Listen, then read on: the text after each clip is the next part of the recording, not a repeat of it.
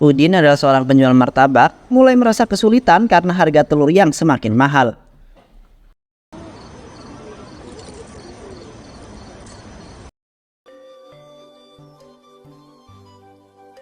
Aduh gimana ya ini, harga telur makin lama makin naik, sedangkan keuntungan yang aku dapat nggak seberapa. Kalau begini terus bisa-bisa aku tuh cuma kerja rodi aja.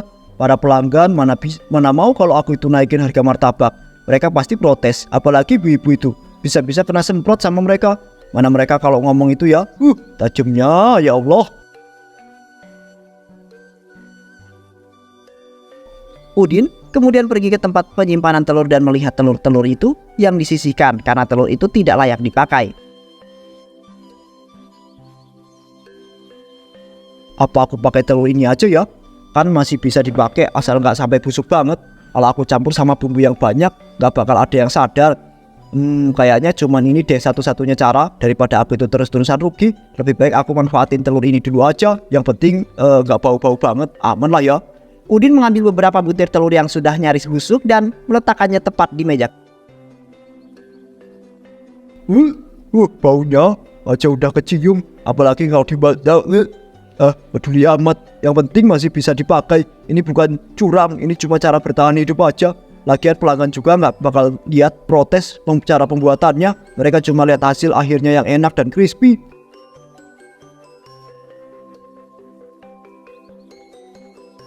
Rudi kemudian mengelola telur-telur busuk itu menjadi adonan martabak telur. Aduh, baunya sih memang nggak enak, tapi kalau sudah dicampur tepung, daun bawang, dan bumbu pasti ketutupan deh. Orang-orang nggak bakal sadar, yang penting aku itu nggak pakai yang busuk banget. Ini masih bisa dibilang, ya sedikit aman lah. Ini keputusan yang cerdas, daripada aku gulung tikar, mendingan aku cari cara supaya tetap bisa jualan. Lagi pula semua pedagang punya cara bertahan, kalau aku ini nggak kayak gini, aku bisa bangkrut. Dan kalau bangkrut ya aku mau makan apa? Aku nggak bisa pulang ke rumah dengan tangan kosong. Masa aku merantau, nggak bawa apa-apa, yang ada jadi sasaran empuk ocehan ibu-ibu komplek ini mah.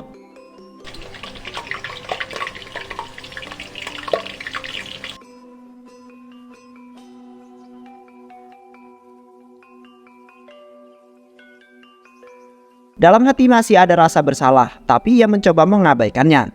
Nggak ada yang bakal kenapa-kenapa ya kan? Aku yakin yang penting aku itu bisa jualan terus. Kalau ini berhasil aku bisa tetap bertahan. Kalau nanti warung makin rame, baru deh aku pakai telur yang lebih bagus. Tapi untuk sekarang ya udahlah, ini cara terbaik buat sementara.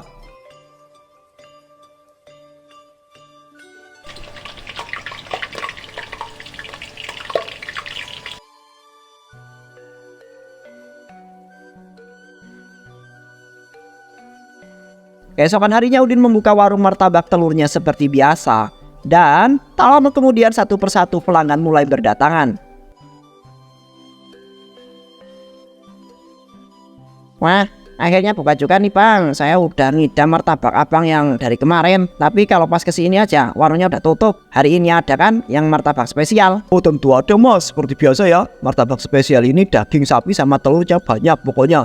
Dijamin gurih dan crispy deh. Mau berapa porsi? Satu porsi dulu aja. Tapi kali ini lebihin telurnya ya bang. Lagi pengen yang ekstra creamy. Tenang aja mas, saya masih yang paling spesial. Saya kasih yang paling spesial buat para pelanggan setia.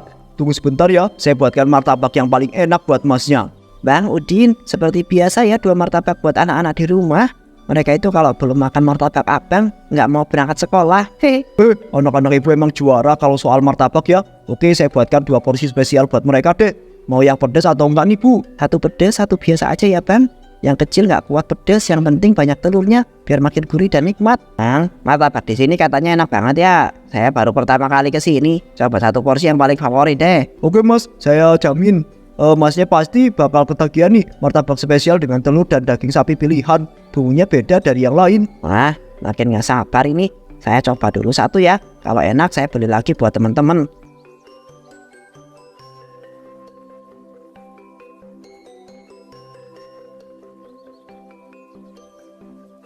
Namun tak butuh waktu lama, seorang pelanggan langsung merasakan efek dari makan martabak telur busuk milik si Udin. Bang Udin, aduh perut saya kok sakit banget ya. Semalam saya makan martabak dari sini dan sejak tadi malam sakit perut saya nggak hilang-hilang sakitnya. Sampai nggak bisa tidur bang, ini kenapa ya? Waduh mas, mungkin mas kemarin makannya kebanyakan. atau mungkin lagi masuk angin. Kadang kalau perut kosong tuh ya, terus nggak dikasih makan makanan berat, bisa jadi kayak gitu bang. Tapi bang, saya ini udah sering makan martabak di tempat lain, nggak pernah kejadian kayak gini. Rasanya semalam martabak saya yang makan ada baunya aneh-aneh gitu, gimana? Tapi saya pikir cuma perasaan saya aja kali ya. Sekarang saya malah begini, aduh sakit banget bang. Oh, masnya nggak usah mikir yang aneh-aneh deh ya.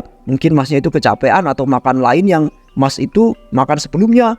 Ada nggak yang nggak cocok di perut? Martabak saya sih aman-aman aja mas. Pelanggan lain juga makan dan baik-baik aja po. Coba deh mas minum teh hangat dulu biar perutnya agak keenakan. Semoga memang bukan karena martabak abang ya. Tapi kalau saya masih sakit begini, besok saya pasti balik lagi. Ya udah, saya ke dokter dulu ya bang. Ya mas, hati-hati. Dasar orang aneh, udah tahu sakit perut kok malah datangnya ke warungku sih. Bukannya pergi ke dokter. Orang zaman sekarang itu emang agak lain ya. Tapi apa emang itu beneran karena martabak telurku ya? Paling juga dia memang lagi nggak enak badan aja. Lagian cuma satu orang yang ngeluh, masih banyak pelanggan lain yang makan dan nggak ada masalah tuh. Kalau dicampur bumbu yang kuat, mana ada yang bisa bedain. Lagi pula orang makan karena lapar, yang penting uang tetap masuk.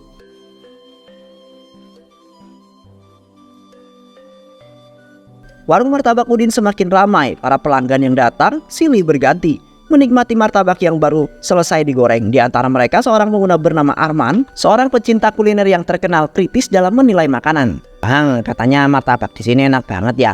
Saya udah sering dengar dari teman-teman, makanya saya penasaran. Tolong dong bikinin satu yang spesial ya. Banyakin telurnya, saya mau rasain sendiri apakah benar saya enak yang dibilang orang-orang. Wah mas. Ya, saya sering dengar mas itu suka review makanan di sosial media ya. Jangan khawatir, saya akan kasih yang terbaik buat masnya. Dijamin gurih, crispy, dan telurnya banyak. Tunggu sebentar ya, saya buatkan yang paling spesial.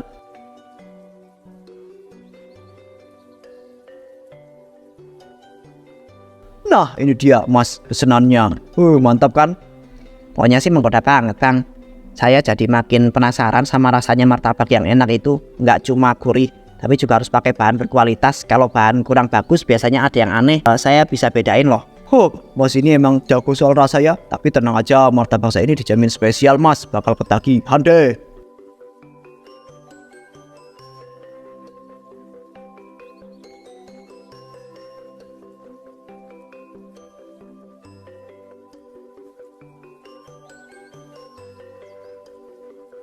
Teksturnya sih oke, crispy di luar, lembut di dalam. Tapi ada sesuatu yang agak aneh nih. Telurnya rasanya kayak ada sedikit bau yang nggak biasa bang. Ini pakai telur segar kan? Wah. Mas ini emang lidahnya tajam ya. Saya selalu pakai bahan yang terbaik kok. Mungkin karena bumbunya lebih kuat dari biasanya, jadi rasanya sedikit beda. Gak usah khawatir mas. Ya sudah deh. Saya percayakan sama Bang Udin dulu ya. Mudah-mudahan saya nggak salah.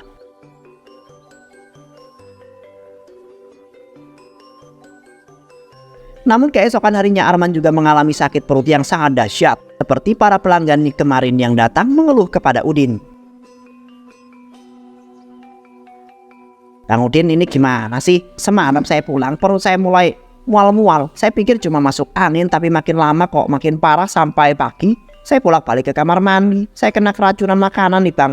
Martabak abang ini pasti ada yang nggak beres. Waduh mas, nggak tahu kenapa bisa begitu ya. Mungkin mas makan sesuatu yang lain mungkin setelah dari sini. Atau perutnya memang lagi sensitif. Nggak ada bang. Satu-satunya makanan yang saya makan itu martabak abang. Saya yakin ada yang nggak beres nih. Saya ini pecinta kuliner loh bang. Saya tahu kalau makanan ada yang nggak beres dan nggak fresh itu apa bang. Yakin telur yang abang pakai itu beneran kartu. Aduh mas, jangan buru-buru nuduh gitu dong. Martabak saya aman kok. Semua pelanggan saya itu baik-baik aja. Coba deh mas istirahat dulu. Mungkin mas itu kecapean. Bang, saya itu nggak mau debat di sini ya. Tapi kalau ada yang lain juga ngalamin hal yang sama, saya nggak bisa tinggal diam nih. Saya akan cari tahu kebenarannya. Aduh, kenapa harus begini sih? Kalau satu orang doang yang kena masih bisa aku abaikan. Tapi kalau sampai warga mulai curiga bisa berbahaya. Tapi nggak mungkin kan mereka semua nyadar. Pasti cuma kebetulan aja. Ya pasti cuma kebetulan tuh.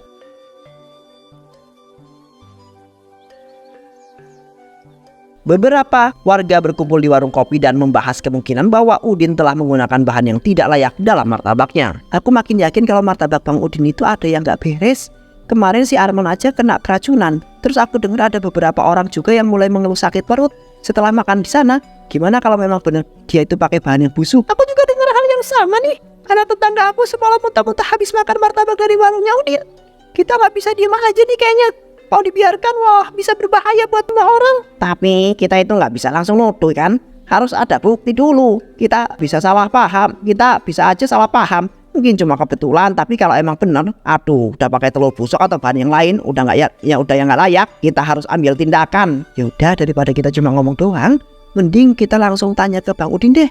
Kita tanyakan baik-baik dulu aja. Kalau dia memang jujur harusnya ya dia nggak takut buat kasih penjelasan.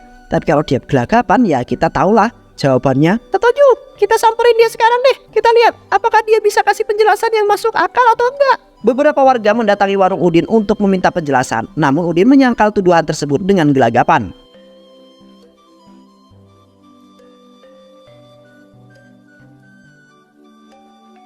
Udin, kami datang ke sini buat beli martabak, tapi buat tanya sesuatu yang penting juga. Ada banyak warga yang mulai sakit perut habis makan di sini, Bang. Kami mau tahu, Bang.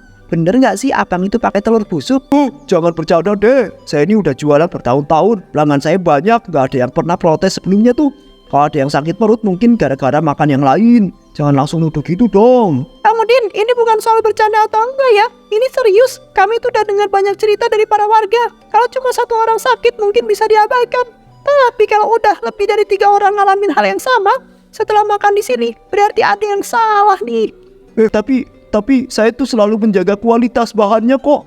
Mana mungkin saya sengaja pakai bahan yang nggak layak loh. Kalau abang memang yakin bahan itu aman, Bang, kenapa abang gelagapan begitu? Kenapa abang nggak langsung kasih bukti kalau semua bahan yang abang pakai itu masih segar? Kami mau lihat telur dan bahan-bahan yang lain yang abang simpan. Ini bahan yang saya pakai aman kok.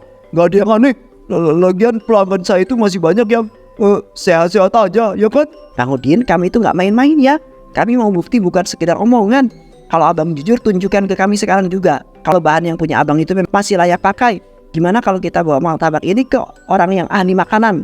Biar dia yang periksa apakah martabak ini aman atau tidak. Setuju. Kalau memang nggak ada yang salah, hasilnya pasti bakal membuktikan bahwa Bang Udin itu jujur. Tapi kalau dia nggak beres, kita nggak bisa diam aja, Bang. Ini soal kesehatan kita semua. Bang Udin, kalau abang memang yakin martabak abang itu aman, abang pasti nggak keberatan kalau kita itu periksa kan, ya kan? Kalau beneran nggak ada yang salah, abang nggak perlu takut deh. Aduh mas, ya boleh aja sih. Tapi kan saya udah bilang martabak saya itu aman. Tapi kalau kalian itu mau ngecek ya silakan deh. Cuma nanti kalau hasilnya baik-baik aja, jangan bilang saya bohong ya. Mas itu mengambil satu potong martabak dari warung Udin. Aku penasaran banget sama hasilnya. Kalau ternyata martabak ini beneran mengandung bahan yang udah busuk, kita harus bertindak cepat, jangan sampai ada korban lagi. Untuk membuktikan kebenaran warga, membawa sampel martabak Udin kepada seorang ahli makanan untuk diperiksa. Wah, rame-rame gini ada apa ya? Kok pada kelihatan serius banget? Pak Joko, kami butuh bantuan Bapak. Ini martabak dari warung Kak Udin. Dan kami curiga ada yang nggak beres sama bahan-bahannya. Beberapa warga yang makan ini mengalami sakit perut. Bisa nggak Bapak periksa apakah martabak ini masih layak untuk dikonsumsi? Baik, saya akan periksa ini. Tapi butuh waktu, karena saya harus analisis kandungan di dalamnya. Nanti saya kabari hasilnya setelah saya selesai ya.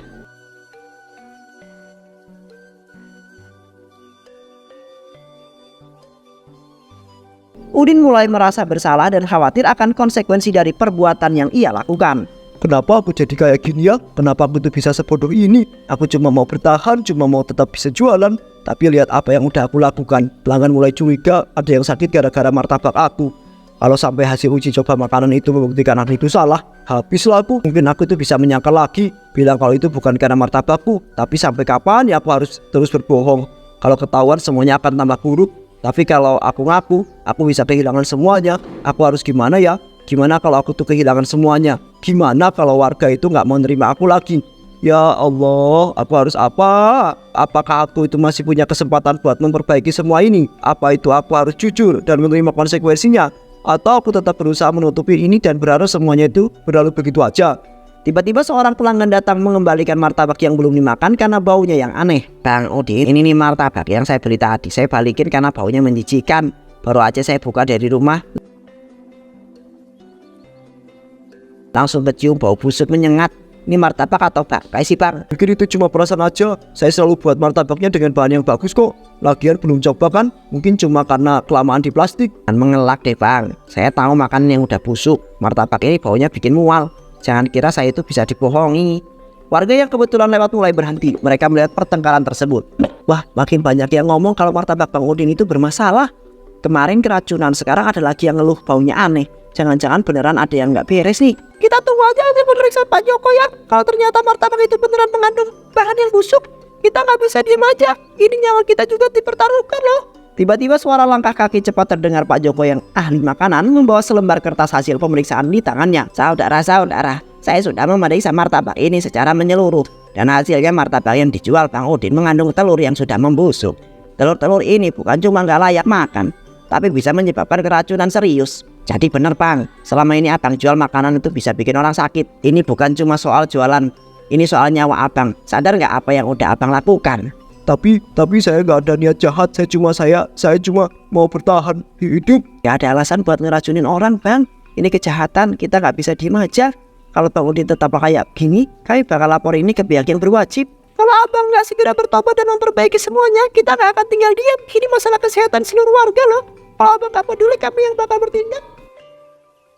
Beberapa jam kemudian ketegangan mulai meranda. Warga yang tidak mengepungnya kini berunding, mencoba mencari jalan keluar yang lebih baik.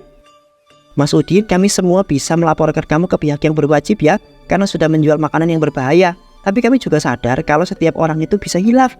Kami nggak mau langsung menghancurkan hidup kamu. Jadi kamu akan kasih kamu satu kesempatan lagi. Iya, tapi dengan satu syarat. Kamu harus berhenti pakai bahan-bahan yang udah nggak layak. Kami nggak mau ya ada yang jatuh sakit lagi gara-gara martabak kamu. Aku sadar kalau aku itu salah. Aku udah menyakiti banyak orang. Aku cuma mikir buat bertahan, tapi malah merugikan orang lain. Aku janji aku gak akan curang lagi. Aku bakal jualan dengan jujur, pakai bahan-bahan yang segar. Tolong kasih aku kesempatan buat perbaiki semuanya ya. Mulai sekarang kami bakal awasi warung kamu ya. Kalau sampai ada yang curiga lagi, nggak akan ada ampun. Beberapa warga memberikan Udin kesempatan untuk berubah dengan syarat ia tidak lagi menggunakan bahan berbahaya dalam jualan yang ia jual. Kenapa aku bisa segitu bodohnya? Kenapa aku sampai tega menjual makanan yang gak layak ke orang-orang yang udah percaya sama aku ya? Aku udah bikin para pelanggan sakit, bikin mereka kehilangan kepercayaan sama aku. Kalau bukan karena warga masih baik hati, aku pasti udah habis sekarang. Aku pikir ini cara terbaik buat bertahan, tapi nyatanya aku itu malah hampir kehilangan segalanya. Kalau aku tetap maksa pakai bahan yang gak layak, aku gak cuma rugiin orang lain, tapi juga diriku sendiri. Aku gak mau jatuh ke lubang yang sama. Aku harus berubah, aku harus mulai dari awal. Mulai besok aku bakal bersihin semua bahan yang udah gak layak deh. Aku bakal beli bahan-bahan baru yang segar dan aman buat pelanggan. Aku bakal buktikan kalau aku itu bisa jualan dengan jujur. Keesokan harinya Udin mengambil keputusan untuk membuang semua telur busuk dan membeli telur segar dan memperbaiki usahanya. Udin kemudian pergi ke pasar untuk membeli telur segar yang bahannya berkualitas. Sesampainya di warung ia mulai membuat adonan martabak dengan telur yang masih bagus. Wah, martabaknya wangi banget ini hari ini. Mas Udin, kamu beneran pakai bahan yang segar kan? Ya Bu, mulai sekarang aku janji cuma bakal pakai bahan yang berkualitas. Aku gak mau mengecewakan para pelanggan lagi. Aku sadar kejujuran itu lebih penting dari keuntungan yang sesaat. Rasanya lebih enak, lebih gurih dari sebelumnya ya. Kalau kamu terus kayak gini nih, aku pasti bakal sering beli dia di sini lagi. Aku suka martabak ini, teksturnya juga lebih renyah. Kayaknya banyak pelanggan bakal balik lagi ke sini kalau kamu terus jualan yang dengan jujur. Udin merasa lega, kepercayaan warga mulai kembali. Hari itu warungnya kembali ramai. Ia sadar bahwa kejujuran adalah kunci utama dalam menjalankan usaha. Dan berkat usaha yang jujur, itu dia akhirnya memiliki kehidupan yang sukses.